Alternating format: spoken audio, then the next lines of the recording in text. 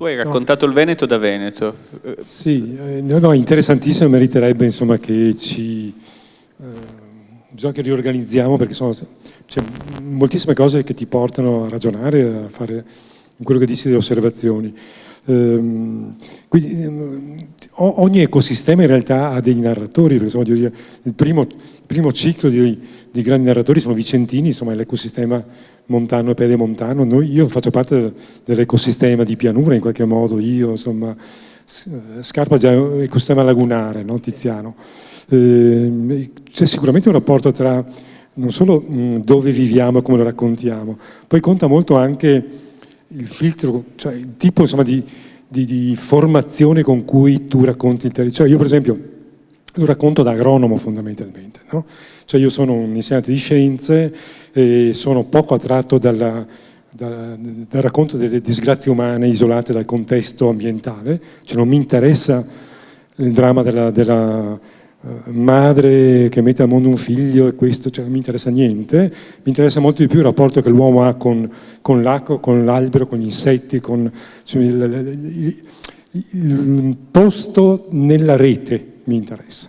Quindi è chiaro che io racconto sempre nei miei libri, i gialli sono questo, una questione ambientale su cui creo artificialmente un caso, che è un caso ovviamente poliziesco, ma voglio raccontare come il caso del Prosecco cosa vuol dire gestire un territorio con una monocultura, perché devi essere molto bravo per gestire una monocultura.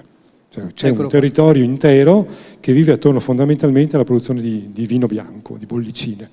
Lo si può fare molto bene, molto male, poi ognuno ha la sua opinione, però naturalmente è una sfida, un territorio che sempre ha una morfologia ampia in cui c'è di tutto, farne un'unica cultura, ma questo vale anche per il mais, vale anche per la soia. Le monoculture sono complesse perché hanno effetti collaterali. Quindi io per esempio, quando racconto queste cose, sono uno che fa del luogo lì una fotografia sulla sua rete vivente. No? Cerco di capire come è formata quella rete vivente, qual è il problema emergente e le discariche nei commessi di Treviso, perché tu hai un territorio bellissimo che è circondato in periferia di discariche di difficile gestione. Quindi da un lato hai le vetrine bellissime, la città d'acqua pulitissima, ma che poi ha un circondario che manda, se non stai attento, in falda quello che poi tu hai tirato fuori. Quindi sono attratto a queste cose qui. In qualche modo credo che sia uno sguardo, adesso passami, in qualche modo moderno, nel senso che la società contadina sta perdente. Questo non vuol dire che la detesto, no? Ma è chiaro che si racconta all'inizio di una società che avrebbe comunque perso, perché l'arrivo alla società industriale è una società che sconvolge e spazza via, è come se avessimo raccontato i Malavoglia modernamente, con l'abilità dei nostri narratori.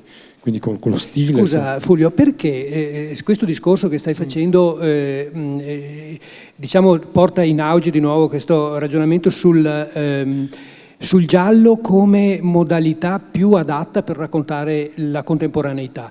Sciascia, certo. Ma senza poi per Carlotto che abbiamo citato, insomma, perché il giallo e non l'affresco sociale? In questo momento il giallo sembra... Non so se questa è una valenza generale, perché lo chiede a un giallista e lui dice ovvio, no? Perché io ho degli strumenti. Quindi ti dico come la vedo io. Ma potremmo, scusate, anche per dire i certo. Svedesi, Larsson, eccetera. Perché tanto c'è un metodo, no? Perché spesso c'è quello che viene chiamato un metodo scientifico, cioè c'è una ricerca di concatenazioni di causa-effetto, no? O di cause ed effetti, perché spesso poi una causa ha molti effetti. Poi c'è uno studio temporale, per cui non c'è solo l'umanità, la sofferenza, il rapporto eterno, padre, figlio, madre, figlio. Cioè, queste cose qui per uno che ha una formazione scientifica, eccetera, sono rilevanti ma non determinanti e spesso sono atemporali, sono troppo universali, sì. No? Sono vere 1000 anni fa, in realtà non è così.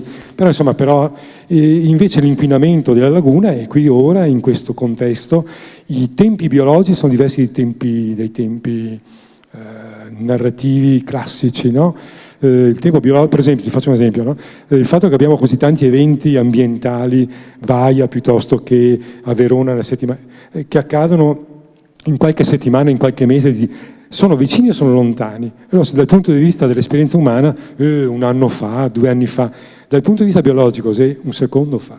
sono consecutivi. Sì, certo. Capisci che allora, vedi le cose, cioè allora mentre dal punto di vista umano potresti dire ma sì, no, dal punto di vista invece scientifico biologico, Madonna mia, aiuto, sono uno dietro l'altra, no? Quindi scrivi anche con enfasi, raccogli i dati in maniera differente, li colleghi, li connetti, cioè è chiaro che è un'altra griglia di osservazione, tanto che l'operazione che ha fatto un po' Antonio Padovan, no? È quello di prendere un libro che era un trattato di viticoltura fondamentalmente.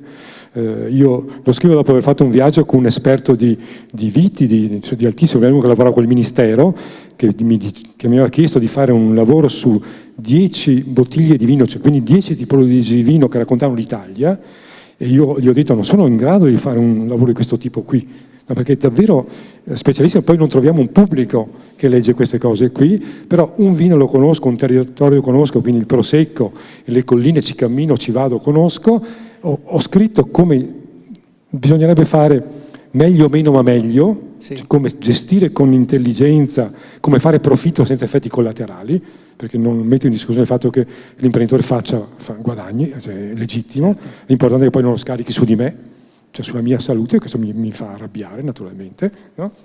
E poi lui quello che ha fatto è rendere tutto questo, che era una sequenza di osservazioni agronomiche, scientifiche, anche molta ironia, in un film che invece è una serie di bellissime immagini, e torniamo a quello che dicevi tu, di un territorio che è raccontato così tanto perché è bellissimo.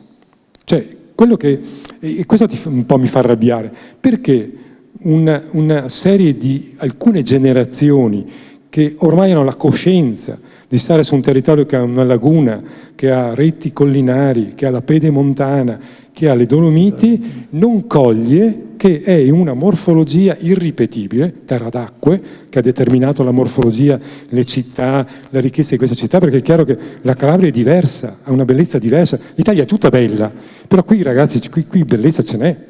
Ed è legata alla storia morfologica, geologica di questo territorio, che sarà irripetibile, che non puoi riprodurre, che se alteri, hai frantumato decine di ecosistemi che non ritorneranno più come prima, questa è una cosa che riconosciamo da 40 anni, e lo raccontiamo perché hai quelle cose lì, ne hai a centinaia di angoli suggestivi. Sì, c'è questa varietà, questa Varietà. ricchezza. Quindi forse siamo, come dire, non vediamo perché c'è talmente tanta bellezza che dice, vabbè, no, è ovvio, no, il Veneto, il Delta, ma insomma voglio dire il Sile. Scendi a settembre lungo il Sile fino in laguna, ragazzi, c'è qua che da svenimento, vai sulle colline del Prosecco in autunno, no? E cammina. Cioè, ragazzi, scusami, è come un territorio bellissimo in cui succedono cose cattive. Sì. Criminali oppure o ambientali. Cioè, è come se alle volte io mi sono trovato, poi quando abbiamo fatto il lavoro, il film ha avuto un impatto sul territorio, c'è stato un rapporto con le amministrazioni, con le istituzioni, con la gente, è stata, ve lo dico perché ho partecipato, a una cosa commovente.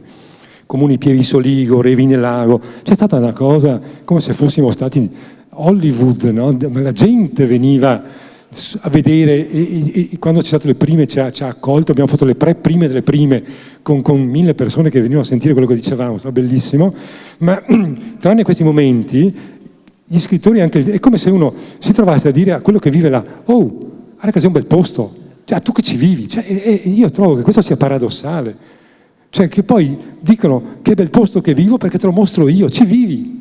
Dovresti essere felice, ridente, saltellante, perché non vivi nella periferia di Milano. Abbiamo bisogno Capite? di qualcuno che ce lo dica, magari da fuori, magari venga da fuori. Questo è.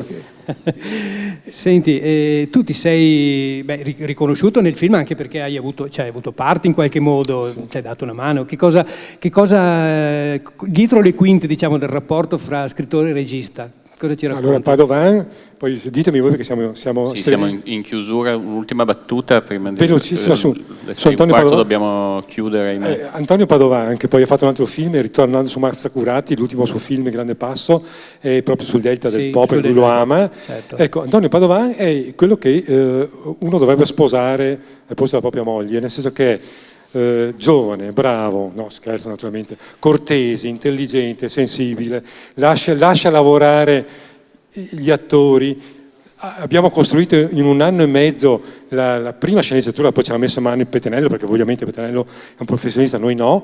Ce la siamo fatta lui da New York e io su Skype, non so neanche pronunciare lo Skype nemmeno adesso. E abbiamo costruito con un ragazzo pieno di idee, ma pieno di sguardo. Come deve essere. Ecco, poi finisco, è quel giovane veneto a cui non devi tirarlo per la dita che te vivi su un posto bello, cioè uno che sente che viviamo in posti belli ed è uno che si bea, si gode di raccontare che viviamo in posti belli. Io credo che questo debba fare uno strato intellettuale, lasciatemi dire questa cosa tremenda, la parola intellettuale, che è fatto di scrittori, di gente che ci lavora in questa regione, che cominci a dire e convince i suoi abitanti che stiamo in un posto bello, punto. Posso far vedere un secondo certo. i due prossimi fotogrammi? Prima c'era Battistone e Citran, che sono i protagonisti del film. Qui c'è Battistone uno Stucchi un po' corpulento, si diceva, però vabbè, la scelta però bravo, assolutamente.